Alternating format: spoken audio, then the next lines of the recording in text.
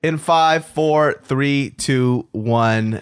Welcome everybody to another episode of the Genius Brain Podcast. I am your co-host David So. And I am your other co-host, Joe Jitsukawa. And today we have this marvelous guest by the name of Khalif. Boy. You say marvelous Miss Maisel or some shit. Yes, what's up? Somebody say marvelous about somebody in a long time. I know. We have this marvelous guest. Hello, marvelous guest, Khalif boy. Yes. Hey, man, there's a lot of words in a dictionary. We got to use them or else they go to waste. That's true. Yeah, so you know what I was thinking about the other day? Remember when we were in Japan? So when Joe and I were in Japan, we did the samurai class. There was this guy that was the instructor. He was one of the fucking funniest dudes I ever met in my life.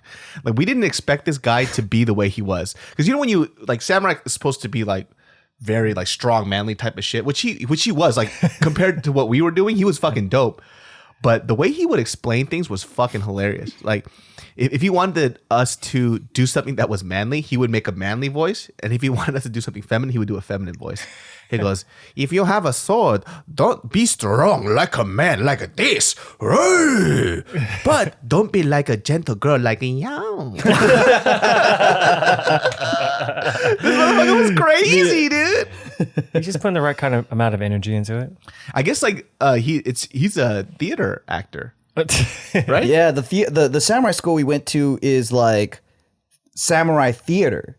So they're like, basically what they were explaining is the art of sword fighting and shit like that. After there was no need for samurais didn't have work, so then they got into theater. Oh, that's like for real, huh? Yeah, so they have real techniques of like fighting and shit. And I was also like a way for samurai to express themselves like artistically. Oh. Yeah. So then a lot of those moves that we're learning, that shit's like real sword drawing samurai shit. Oh shit. Yeah. I was falling asleep because I was so exhausted. You know what it's like? It's like a kung fu show or like wushu. You know how it was like supposed to be kung fu, and then it turned into like theater or whatever. Oh, like a performance art. Yeah, so that's what we took at the samurai class. Oh, that shit makes sense. That shit was fucking fun though. It was surprisingly fun. How long was it? It's like what, 30, 40 minutes? Man, it felt fast. Yeah, but I think it so could have much been fun. an hour. We got to dress up in the whole garb and everything. Dude, we all look fucking dope. Like, How? I wish we could dress like that on a daily. Only in the winter though. But it takes like 2 people to put it on you though. Yeah. It's just like that. You cannot put that shit on by yourself. But you look like a boss, man. It's like you got these big ass skirt pants and like this fucking robe and then you walk around with a sword. I just feel like I look like some dude with just like 2 Japanese hookers at me all the time, just waking me up by sucking my dick. How heavy would you say that the uniform was? Not as heavy as I thought it would be, but it's pretty heavy. The one that we wore was like a cheaper, lighter version. Like it's a show version. I wore an actual one hella when I heavy. took photos with Jess. Yeah. It's pretty thick, man. It's layers too. It's hot as hell. And it feels like you're wearing a male corset.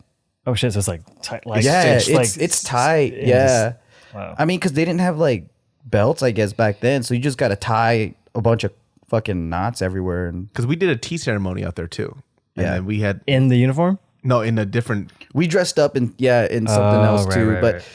those were like the cheaper versions of it, like the lighter versions. Yeah. Because all the girls' kimonos were like, they were like thinner and like, I don't know, like the one that Jess was wearing in a photo shoot, that was a legit one.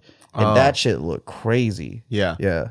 Did you guys go to any of the like puppet shows? Because I know like that whole scene is so crazy. I remember this book I read called The Master Puppeteer. Like a traditional puppet show? Yeah, like no, we didn't. like the apprentice has to do like 20 years of just like moving the legs. I know what you're And talking about. Yeah, when they do like kabuki Fucking theater kind of Japanese shit, but people. with Japanese people and their fucking like meticulousness. Yeah, man. You know, you all watched Jiro Dreams of Sushi. Yeah. It's fucking that one guy. Well, he opened up a very successful sushi restaurant out in Seattle. It was one of his apprentices who was bald. He fucking, I don't know what type of emotional suppression like he had with it, but he's over there now. He has a fucking red mohawk. Oh, no. And he's like doing his own, he is like one of the most successful. he's like, fuck Jiro. Yeah, I know he's embraced the Westernization. He had to do like, I'm forgetting the number, but he was just cooking the tamagoyaki, the egg, for like 10 years before he was allowed to move Yeah, on. That guy. That's how much he sucked. He goes, actually, it should only take you about a year, but you just suck that bad, dude. Dude, I always say, like, if you have OCD and you love ASMR shit, go to Japan. That's perfect. It's like if you get all of the most clean freak OCD, like hardcore, like perfectionists in the world, like that's a place for you. I feel like each culture fits a personality too. Like if you're kind of adventurous and pioneering and you like to start your own shit, then it's like go to America. I think Korean people are Asian people who think they're as clean as Japanese people, but they got Chinese people habits. Like that's what Korean people are to me, dude. They're like the perfect mix between mainland China and Japan. They're just It's like funny that too right because medium. geographically they're in the middle too. That makes sense, dude. Yeah. Even our like Buddhist architecture's right in the middle. It's like in between Chinese and Japanese. When I was in Seoul too, I had this. I don't know. It also feels like there's a lot of American influence in Korea too. Oh, for sure. Yeah, like the military and all that. But then the culture is like now I feel like it's Chinese, Japanese, and very American. Yeah. Like it's very like entrepreneurial. Like I don't know. I think culturally too, Koreans are more open and like able to express themselves and say things like it's like opposite of Japanese. Yeah. Like Japanese people are always like politicking. I feel that's what I'm saying. It feels like a middle between both, right? Because I know Korean people too. They definitely care a lot about personal image. Like there's my friends now till this day, they're still scared of their parents and what they think. Oh yeah, at the age of like 30 something, they still lie. They hide things from their parents. I don't know any Asian country that's not. Even Filipinos, man. Filipinos be breakdancing and then they're like, don't break dance. Don't you dance over here? This is not the place for you to dance, okay? You have to be a nurse. I know. Okay, RJ, AJ, RJ. CJ, JR. Ian. They're just lazy. They don't ever want to say their kids' full names and shit. Because their full names is probably like long as fuck. Jason, Ryan, Jacob, JRJ. JRJ, come here. So we're gonna get into the topic today. Every now and then I like to go through DMs. People message the Genius Brain thing, and there's a couple of stuff that people want to ask, and I thought this was very interesting.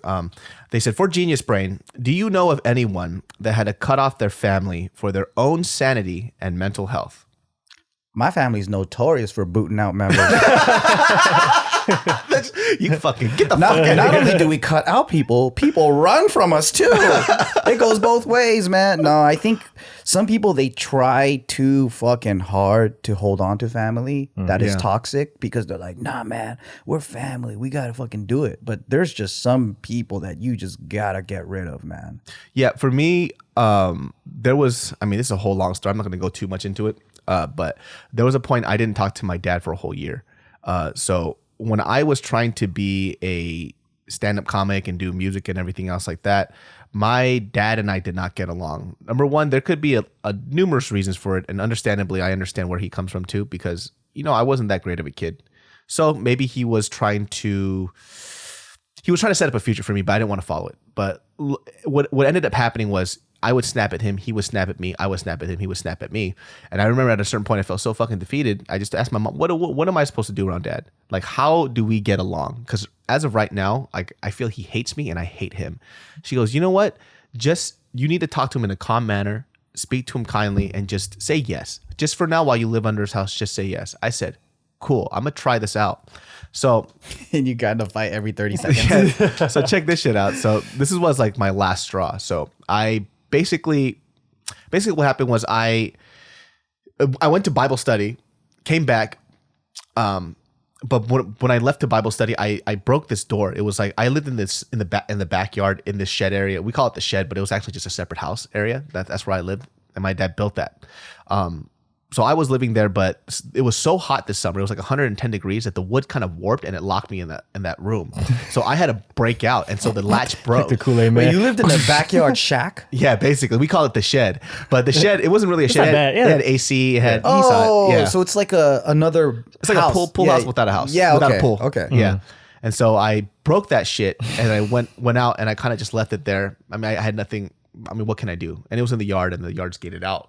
So I came back, and my dad got home before I did, and he goes, "Why the hell did you break the door? Blah blah blah. What were you thinking?" And I was like, "Okay, Dad." And he called me, and I told him, I was like, "Hey, I'm really sorry. I'll explain to you when I get back, but I'm in Bible study right now, so can you just wait?" And he just starts screaming at the top of his lungs. And I was just like, dude, the shit that our mom's telling me is not working, you know? And I was like, I'm sorry. I said sorry multiple times. And I said, I'll be back and we'll talk about it. So I come back home, and the first thing he did was like, he called me, he was like, "Why are you so stupid?" is what he said. And I looked at him. And so years ago, I had a conversation with him. I told him to stop calling me stupid. I was like, if you call me dumb one more time, like I will literally leave and you will never speak to me ever again. And that's the thing my mom always told him was to never call us stupid. And he kept, and he called me stupid again. And, and that shit fucking enraged me. And I was like, That means he's stupid. because he didn't even want to listen. So he's so interesting because like he goes like, I remember him yelling. He goes like, "Wow," he goes, "When you need help, why don't you just call me?" I was like, dude, I was locked in that place. The AC was, bro, I would have died. What are you talking about, right? And I remember because I was just trying not to yell, so I was just staying calm because I was trying to take my mom's advice.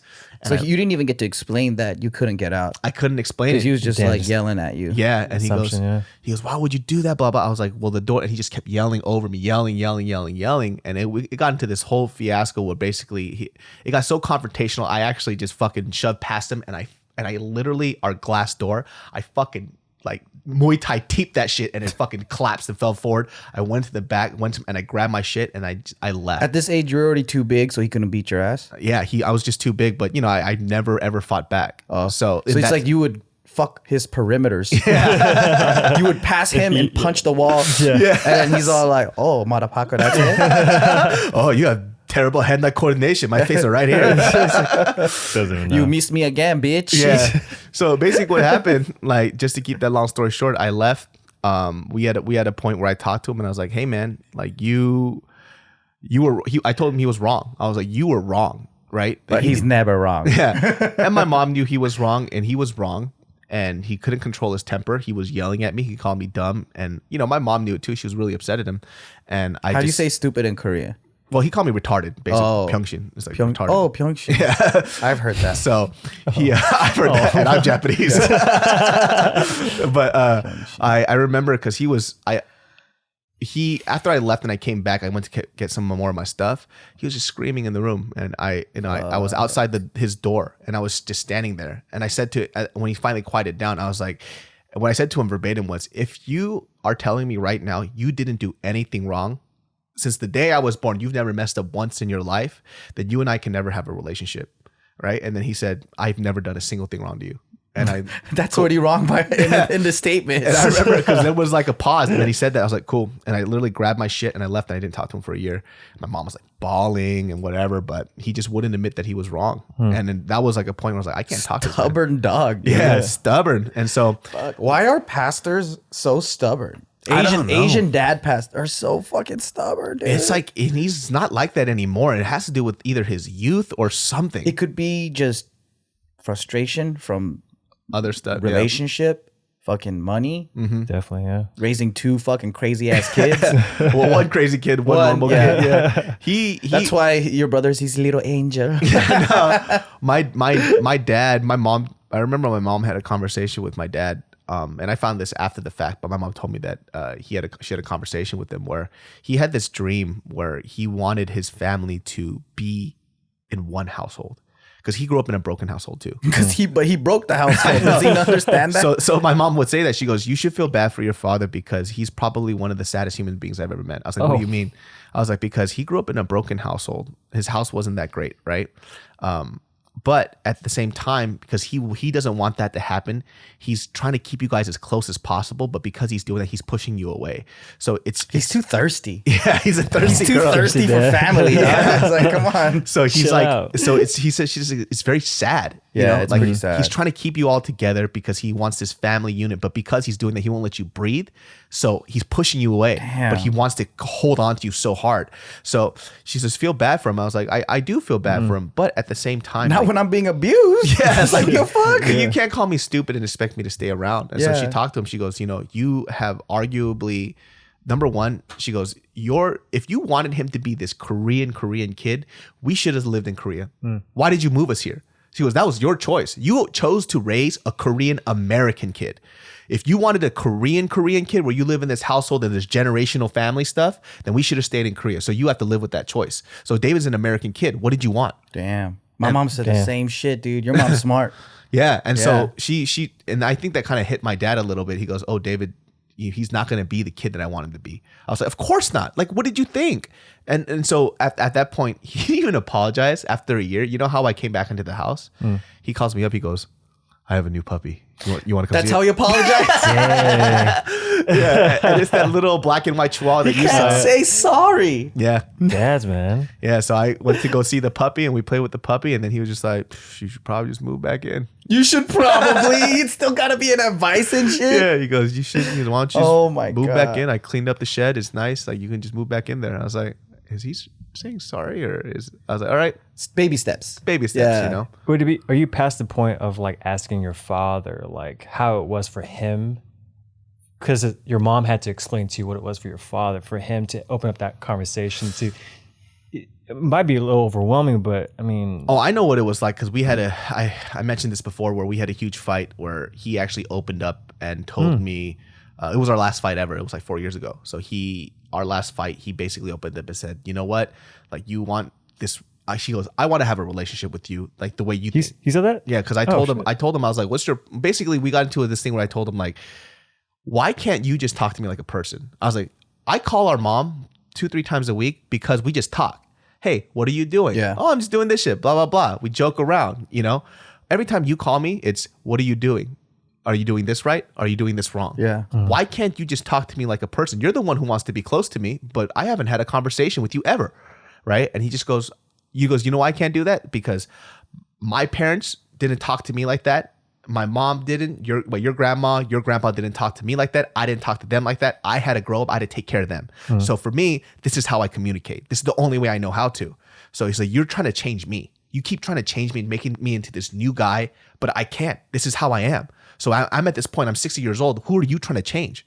He goes, you should be at the point where you're trying to understand me and change for me. I was like, oh shit, you know? And I was like, you should understand this is how I communicate. So how come you can't do the same thing back for me? And I was like, oh shit, he kind of got my ass there. And so now I just, you know, I was like, oh, this motherfucker said, checkmate, bitch. And I was like, oh shit. And I kind of was like, oh, I get it now. But know? it's cool because he's kind of admitting to fall. Like, fuck, it's hard, man. Yeah. I've been talking to people like a fucking leader. Yeah. So what did you expect out of me? And that's him just saying, I'm concerned for you. Yeah. Right? He's like, hey, you little bitch, how come you fucking post this? Yeah. Yeah, it's so funny. He goes, so you know that YouTube video, you don't think you're uploading enough. I'm like, I'm gonna fucking kill you. Yeah. You know, I'm getting like annoyed. He's like, you know, But that's his way of saying like, oh, is everything all right? Because you're not posting? And are you making enough money? Yeah. Do you need help? That's like my mom too. We have a rule. I made a rule with her. I was like, you are not allowed to ask me about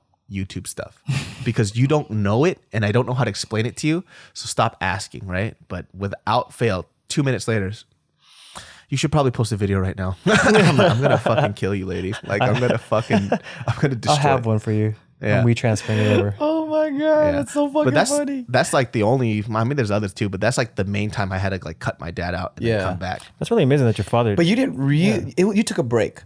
Yeah, break. You didn't really cut him out. No, I don't know if I'll be able to cut family out. Like I'm not like that though. Well, you don't have shitty family. Yeah, I mean they would have to do some fucking terrible shit. Like you know? I had in-laws that we know. Well, a lot of my cousins just don't allow back into the family anymore because Rapist. Oh, that's pretty bad. But no, we don't have any of that.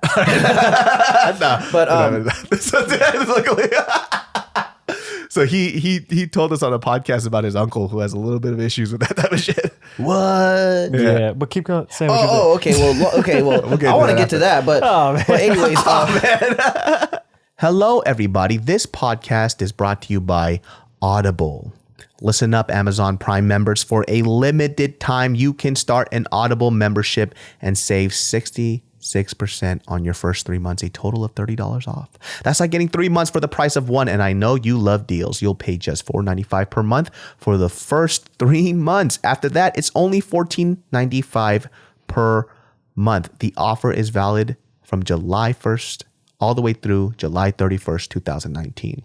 Now, Audible members get a credit every month good for any audiobook in our store, regardless of price, and 2 Audible originals. Unused credits do roll over. Now, if you don't like an audiobook, exchange it for free. Plus, your audiobooks are yours to keep forever, even if you cancel. There are no commitments. You can cancel any time. Now, for me, one of the audiobooks that I'm listening to is Rich Dad Poor Dad. Rich Dad Poor Dad teaches you about financial literacy. And on top of that, it teaches you how to invest your money into proper things. Now, for me, if you guys are wondering if I have listened to this before, of course I have, my friends. You guys already know I've invested my money into a lot of these businesses that have worked out well and have been working great for me, and actually started with this audiobook. It's pretty awesome, guys. So on top of that, audiobooks and Audible originals, members get access to audio guided fitness and meditation programs. So visit audible.com/GB or text GB to 500 to get started today. Visit audible.com/GB or text GB to 500 to get started today, my friends. Get at it. You'll love it, and listen to those lovely audio books. There's multiple, I think multiple things happened in my family. Like, we had a very toxic, abusive family, and people were like talking shit behind each other's backs and all this stuff, right?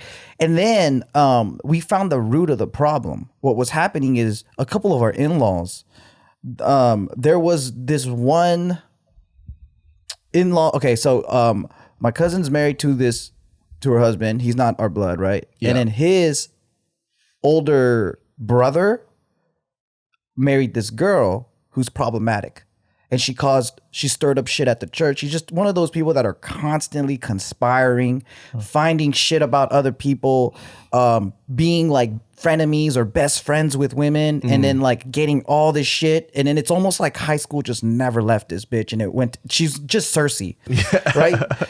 And then so once we found that out, because sometimes a lot of my cousins, they're like very, very, what's the word? Like they're the type of people that are like, if something's going on with you, I got your fucking back. I'll stop whatever I'm doing and talk and listen to your shit for 5 hours. Yeah. Comes to find out that a lot of the stuff was just bullshit, and it's to get into their good side, so they could get trust. And then she would go out and spread all this shit at church and like all kinds of crazy stuff. And we're like, what the fuck? Like, we never had anything this bad in our family. The worst that we had was physical violence. Yeah. And so, but this conspiring rumor shit was like, we gotta stop this. So then they basically told them, you're not allowed to come to any of our gatherings, and we don't want to see you. Oh shit. And our family started to get better. And then that was like, okay, it's a purge, homie. Like, we got to get out all this shit. And then what's cool about it is like, it's a purge, homie.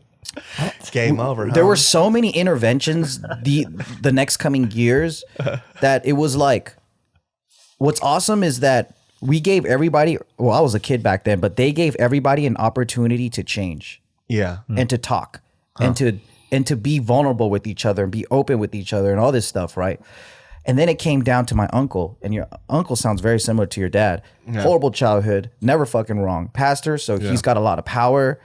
He talks at you, doesn't talk with you, all kinds of shit. But this fool is a violent motherfucker. He beat all of us up. He beat me up like harder than my own dad, right? And they confronted him and they said, if you are a stubborn dog and you keep like being aggressive, I don't want that energy around my kids. Yeah. And they threatened him, like, I'll never let you see my kids. Yeah. And then so he had to just bite his fucking tongue and start talking and listening and changing. I mean, he's still a stubborn piece of shit. But better. But he's not aggressive anymore. Yeah. He's very loving. And damn, that's good. Yeah, but also everyone grew up. So he couldn't beat anybody anymore. Oh, yeah. That's fucking crazy, dude. Yeah. So, but and then so like, after that, I think a lot of great shit happened to the family. We had a long stretch of time of awesomeness. And then recently, you know, shit went down. Like some of my cousins up and left, and there was fucking cheating and all kinds of shit. And I'm like, man, it's so crazy because I thought we were living this dream family. Like, we just got over the crazy shit. Yeah. And we were living this fucking awesome life together. And every year we would have family like gatherings at fucking what's that snow summit? Not Snow Summit. Big Bear? No, it's in up north. Everyone goes there. Mammoth. Mammoth. So we would rent out a fucking cabin, right? And the whole family would go there. We go fishing. We would just spend like Oh, shit, that's 4 dope. days just talking about everything, catching up. And then I fucking miss that shit, man. But you know, we don't get to do those anymore because some shit got stirred up with divorces and stuff. So people were not able to maintain their relationships because they were also they're being vulnerable individually. Yeah. But not with their relationship. Yeah. So, man, it just keeps fucking up. But the cool thing is we got rid of a lot of that crazy toxic shit. Yeah. So this now I think is just normal drama, like normal, like people. Yeah, just regular bickering and shit. Yeah. But there's no conspiring and lies and fucking crazy shit. Because I don't know for this girl like what was going on in her life, but for sure it's hard to like cut out family, right? Because everybody says blood is thicker than water. You know? Not if they're molesting you. that's a t-shirt. Blood is thicker than water, but not if they're molesting you. Oh, Jesus. It's hard, man. Like we always want, like, you even hear stories about kids who were like, you know, sexually assaulted by their parents, right? And in their mind, because they're parents, they still can't break that mold of this person's a villain. They just, Oh, it's hard, man. yeah, they think that they're doing something wrong by not allowing them to touch them or something. And, you know, I keep reading these accounts and even hear it from certain people. They keep looking at themselves like, oh, am I doing something wrong? Yeah. Maybe something's wrong with me. But when you, like in your case, when you guys literally cut that poison out, everything started getting better. It was awesome, dude. But I know that the bond with family is so strong no matter how fucking shitty the parent is. Because one of my best friends, like his dad was a wife-beating fucking alcoholic. Like this motherfucker.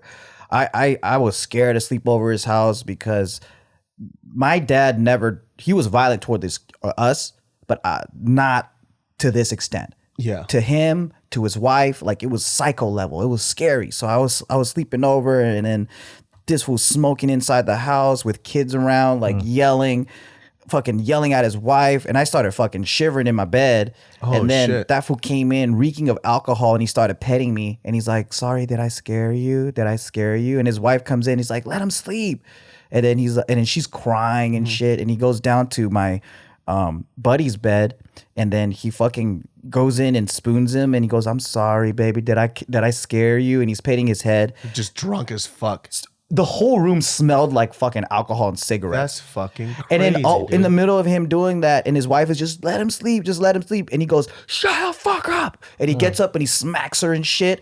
I was like, fuck, dude. Scare you. It's like, Yeah. yeah, you keep smacking the lady. Oh, man. And then it's just fucking weird, man. Like he would just go fucking nuts out of nowhere. Like I remember one time we were going to SeaWorld and he bought us all burgers. And in the backseat, I was like, damn, this is good, right? And then my friend's like, yeah, man, I haven't had a burger this good. It's way better than McDonald's. And then he was like, shut the fuck up. It's just a fucking hamburger. Damn. Yeah. And we just fucking looked at each other like, holy shit, dude. Wow, what a beautiful day. It's just life. Shut the fuck up. Yeah, he goes, how much you gonna fucking talk about how good the fucking hamburger is? It's just a fucking hamburger. Oh my. He said all this in Japanese. And then the funny thing is, this fool's not even Japanese. He's Chinese. And I've never met such an angry, I thought all Japanese dads were angry as fuck like this. Because it's normal in Well, how our does this culture. fucking junkie motherfucker know how to speak Japanese? He grew up in Japan. Oh, shit. I think he got picked on a lot. He was Chinese, but grew up in Japan. But yeah, so okay, despite all of this, right? I knew this guy was a horrible motherfucker. He cheats on his wife, all this crazy shit, right? And his wife is just so accommodating, and she's just a punching bag, and I love his mom to death. Then this fool dies early because, you know, he gets lung cancer, pneumonia. He just gets sick and he dies like really early, man, like late 50s or some shit like that. We go to his funeral and my friend is just bawling. Like he can't contain himself. He's crying like crazy. And I'm just like, damn, dude, that's nuts. Because I would have been like happy. That's Because crazy. I don't think I'd cry for my father the way that he cried for his dad. Yeah. So there was a lot of great things that was going on that I didn't see. I mean, I feel too, when that happens, people just recollect all the good stuff. Yeah. You know, exactly. all the bad stuff at that moment isn't there. You know? Yeah. Yeah, it goes back to like just that just reminds me of the funeral, like because talking about the toxic pool, like your family's not going through anymore. Like it's just like the normal drama. But like I in my stage right now, I am in the thick of that toxicity. Fuck. You know? So let's talk about that, man. Do we have 40 days to talk about Yeah, it? it's That shit is way too crazy, much. dude. It's- Well, you guys already talked about a lot of little it. bit. No, not on this Oh, shit. Like, shit. like on just, we've lived together for like 6-7 years. Well, and I am a curious motherfucking Joe. bro. Where do you even begin? dude? I can't. I'm getting mentally constipated just thinking about it. But just like going back to your friend just grieving, it reminds me of like me trying to accept the relationship that I have with my father now, who's alive, you know. But I am grieving. My therapist was like, "You're going through the stages of grief because you set these expectations, and now you're finally in the stage of acceptance." Realizing that you'll never have that father that you've always wanted. So you're at the point where you realize your dad was a fucking loser. Yeah. Yeah, I had that. I Yeah. think that's one of the hardest things to do, dude. Yeah. When you realize how fucking dumb and like sad, it's almost pathetic. Right. Because then we grow up thinking that our fathers or parents are just the mountains and they're like, man, my daddy does this. My daddy could beat up your daddy. Right, all You know, that. like yeah, I see my dad literally pull this guy at the liquor store over the counter because this guy kept telling me to say "fuck you" in Vietnamese, and I was like 5 or 6. and you want to be that guy that's like, man, I'm a fucking product of this dude. I came from his nut, you know, like this guy's dope. Right. And but once you realize what a fucking loser they are, you're like, oh man, that's a piece of me, man. Yeah, like, right. oh, that sucks. Yeah, it's such a mindfuck because like it's he wasn't like a total deadbeat. Yeah. Like if I fell out of the tree and needed stitches, I paged him. He was there. You know, Right. if I needed to go to practice, he was there. Always there. But then like his emotional intelligence was just like so bad. The next stages though is sympathy, empathy, because nobody is 100% conscious of what they're doing and in control of what they're doing. Right. So the intention, man, they're just living on autopilot, dude. And then when you hear his story, I think this is what gave me comfort is when I realized if my parents do better than their parents as parents, then they did a good job. Yeah, we're just like a better iteration every generation. Yeah. We can't It's just compare to real. other people because other people have a different race, experience, right? different pace, you know, like, so if my dad never really had parents, so, you know, for him, he's never really had family because as soon as he was born, you know, his mom died giving birth to him. So he never had a legit mother. And then immediately, so his dad was a company executive, so which is my grandpa, and he was busy with work and he had 13 siblings. So at that point, he had to remarry for like, you know, everyone had to be married back then because, you know, it's like you have to we have to keep up with appearances and all this shit. But the person that my grandpa remarried already came with 3 children. Yeah. And then so all throughout life, like he never really had the warmth and the love from anybody. And then he was being paid by, you know how like rich Chinese kids today, like they get sent by their parents to America, and then they get passed around to different homes that take care of them. That was essentially what my dad went through. So when I look back and I'm like, you know what, I still had a fucking dope ass childhood, and he tried his best because I think he finally had a family, and I'm like, that was fucking cool. So when I look at that situation, I'm like, all right, cool. Even though you're a fuckhead, hey man, you had it worse than me, and then you didn't make it worse for me. Right. So He could've, he could have made it worse for me, but Bounced. yeah, Yeah, it's interesting because that's true though, because I think like for my grandpa too, like I don't actually know too much about my grandpa, but my mom knows the most about him, and everything that she said about him. I mean, albeit the guy lived till he was like 90 something years old, but so he must have been doing something right for somebody to keep him alive that long. But he typical Asian story, gambled all his money away or some shit. You know what I mean? Like my dad was doing really well, lost all of his money. They went really fucking poor. And so my mom was telling me that, and I always have to find out things through my dad through my mom. But my mom says like he is always trying to make sure that we don't have the bad traits that my grandpa had.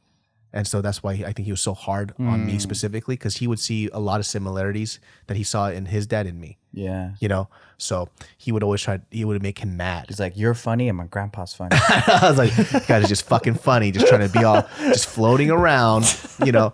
But the weird thing is, my dad thought that I always trusted people too much because that's how my grandpa lost all of his money. But your dad trusted people too much. Exactly. So what the fuck is he saying, dude? People, I think we always do this too, where we always project a lot. Yeah. You know. So I always say the qualities that I hate in somebody else are the same qualities I hate in myself. Yeah. You know. So when I see somebody do something, it's not.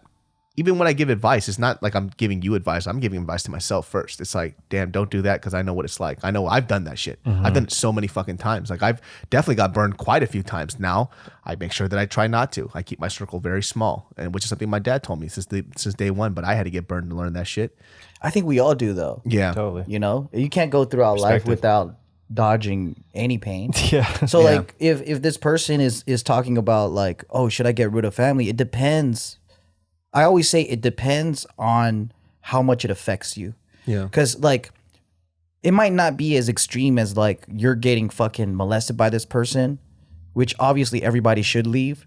But it could be as simple as like, oh, my aunt always criticizes my career choice, right? Some people are very sensitive. And then if they go to family gatherings, they're like, man, I never want to talk to my aunt again because every time I see her, she's always like fucking bitching about, you know, me becoming a psychologist or some shit like that. Yeah. And it's like, yeah, but that's to me, it's not worth cutting a relationship over that.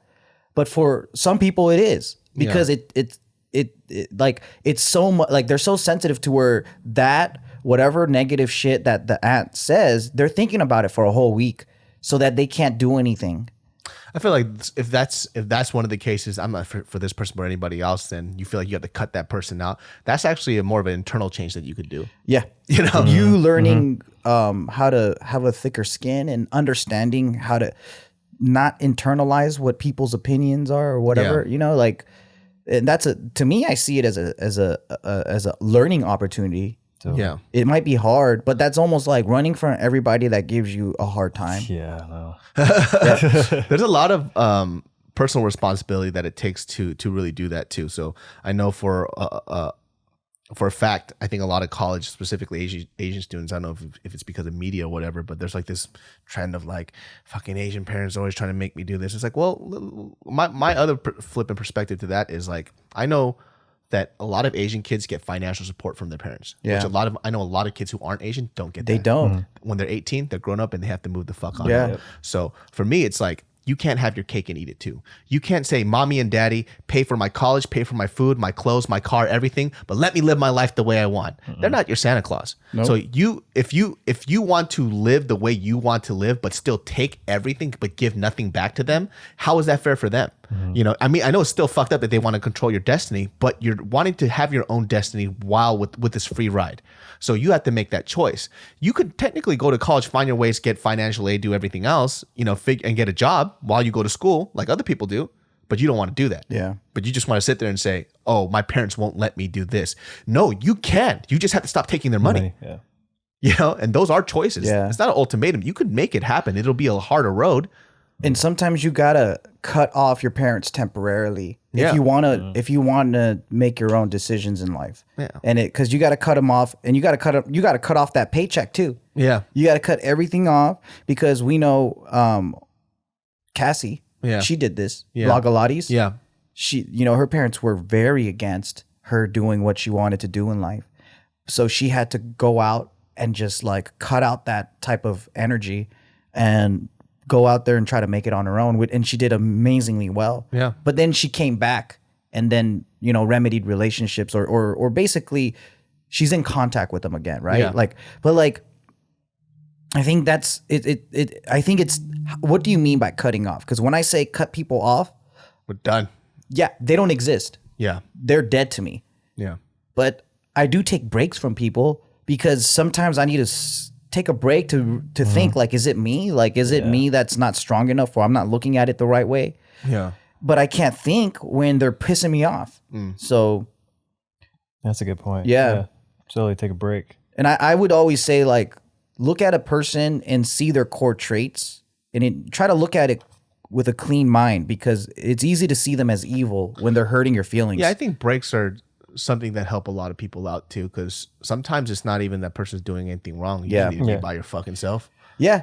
And then you can't think when your head's clouded with anger. It's like that pressure cooker. Yeah, It's like, you think, oh, this person's trying to fucking be shady to me. This person's trying to bring me down. Yeah. Or whatever. But in most cases, people are saying shit because they're concerned, but they don't know how to say it right. Yeah, it just kind of comes off the wrong way. Yeah, because they don't want to say, I'm worried for you, because it makes them sound like a little bitch. Oh, yeah. Especially Asian aunties. Oh, yeah.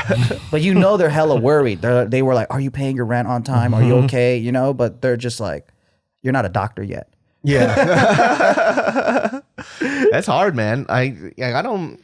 Yeah, that whole cutting off thing is a very hard thing for me, because I don't know if I don't know who I've ever really just cut off completely that I've known. I always say look at the core traits, because if this motherfucker is just habitually evil, because there's people that get pleasure out of destroying other people because they're unhappy. So they need to make other people, like, they need to conspire up drama and see other people get fucked up. They instigate and do all that shit. That's the kind of evil that existed in my family that we had to kick out. Yeah, because that kind of shit is very toxic, and you can't help those people. Yeah, I think it's just, I think personality, like personal personality, kind of like for me too. If somebody is like that, I'm probably gonna talk to them. You give them a chance. Yeah, but if it's repetitive, I'll joke around at first, let it go, and then after a while, I'll take them to the side and like, what's your problem? Like, you should really stop doing that. Like, it makes me feel this way. Either that, or you're being a fucking asshole. You need to cut that shit out. And usually what happens, and when I have done it, people, they tend to backpedal. They go, "Oh no, that's not what I meant." That's not what I was trying to say. I got cut. I gotta redo my game. And then I gotta reassess my game now. Normally, it just never happens again, because they don't want that confrontation around you. Yeah, because you'll break some shit around them. I just make it very uncomfortable, because I talked about this guy who every time I went back to Sacramento, he would make it this big, oh, here comes Mr. Hollywood. And I had to take him to the side. Like, what the fuck's your problem, man? Like, why the fuck do you always have to do that shit? I was like, when you got a new job. Jealous. Yeah, I was like, when you got a new job, I just congratulated you and I left it at that. Every time I come back, you got to say some shit. So what the fuck's your problem? Yeah. Hasn't said it since. I haven't talked to him since. Right. I mean, I wouldn't tell him. I didn't cut him out. He cut himself out. So it's same thing with my family. It's like we either cut people out or they run on their own. Yeah. Because of that, I think everyone gets a chance, because I have this philosophy of like, you got to give people the opportunity to change. Yeah. So you can't just cut them off and write them off as if they're always going to be this piece of shit. Because I never told them like, hey, what the fuck, right? Yeah. And here's an opportunity to talk it out, or maybe I got it wrong. Yeah. But then if they sit there like a coward and be like, no, it's cool, and then they never see me again, I know what happened. They're like, okay, I fucked. They got caught and they're ashamed. Did you ever cut anybody out? Me, I'm like in this. Actually, you like that was actually my question that I sent in, so that's why. Wait. So your uncle's a rapist? No, it's very much like, it's just now that just going over 30 years old, and like after my grandma passed away, I realized this image of my family wasn't what it was. And so like the lies was the glue that kept this family together, and so like I'm melting that glue and realizing how fucked up everything was, and like learning about people, and then at the same time I'm learning about that, and my father's learning about that. Oh, your dad didn't know?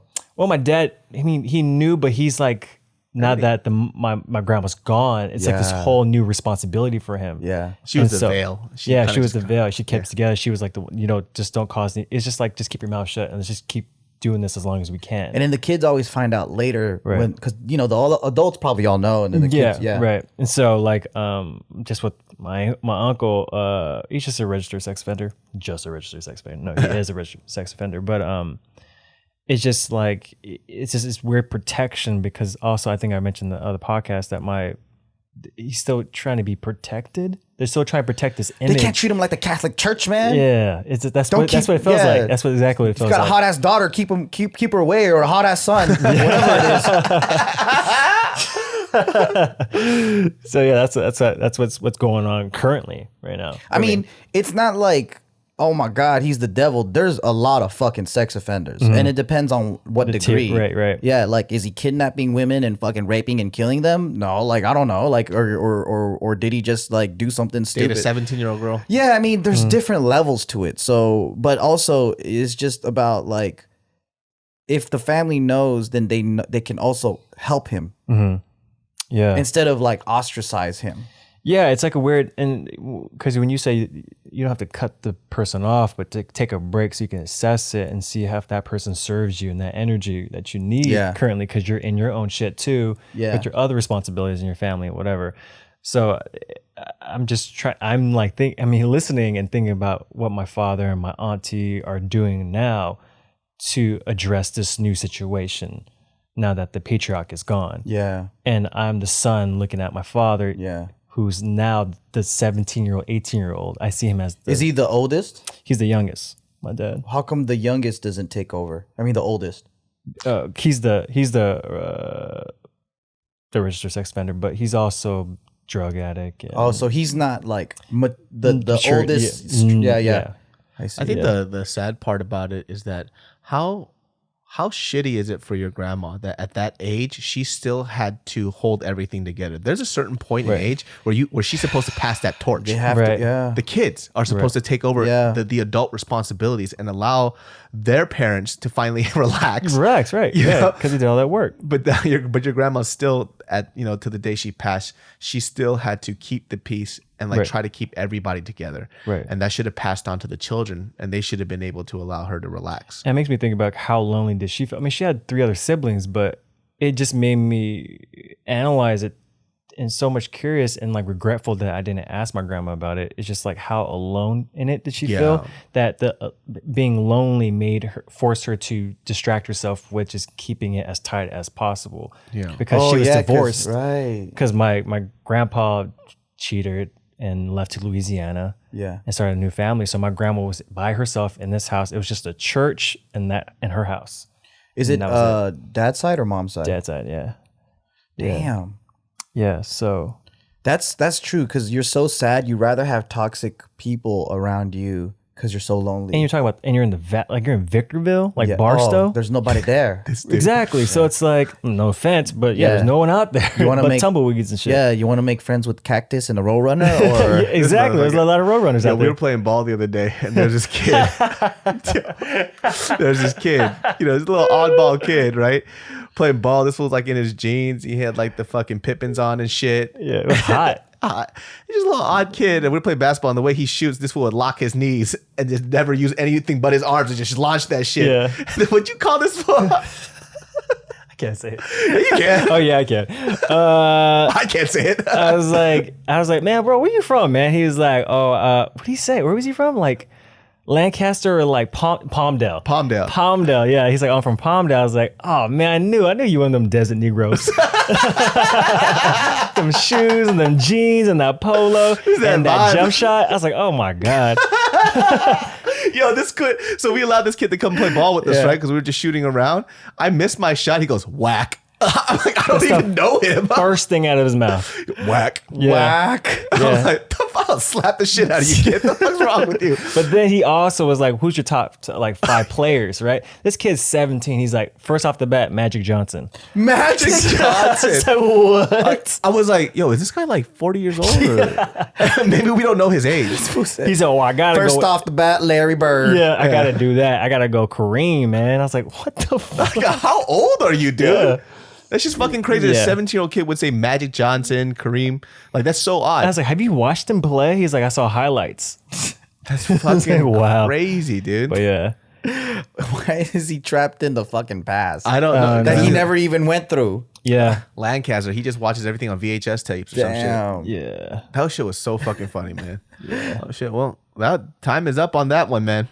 So, what's that? Yeah. time is up. Yeah, guys, that concludes this episode of the Genius Brain podcast. I hope that helped you out. If whoever asked that Get question. rid of everybody. Be alone. Just slice. Just slice her. She can slice like a slicer. People are fucking troublesome, man. Yeah. Just be alone, dude. Just be alone, figure shit out. Yeah, but you guys could catch us on iTunes, the iTunes podcast. That's not even what it's called, is it? iTunes. Apple Podcast. Fucking bitch. Apple is it? Podcasts. Oh, is Podcast. it? It's on iTunes. It's on iTunes, right? Give us that 5-star if you see us on Spotify. Spotify. Make sure that you guys share these podcasts if these help you out. Remember, these are just conversations. This is nothing like, I don't know, saying fucking very specific, I guess. We just kind of just shoot our shit. Yeah, it's Yeah. just shit that we realized and things that worked out for us. Yeah. Yeah. So once again, like I mentioned this before, this is not direct advice. Nobody's really giving you like legit advice. These are just thoughts. Yeah. You can take it or leave it. We just Don't- want to support you on your journey. Yeah. Yeah. Don't if you don't vibe with it, don't get mad about it. Just state why you think you have a different opinion, and then move on. Life's too short to be angry. Don't be me. All right, all right, y'all. What can they find you, Khalif? Me, you can find me on Instagram, Khalif Boyd. Well, that's it. Shit. All right, y'all. See y'all next time. Yeah, Goodbye. Peace.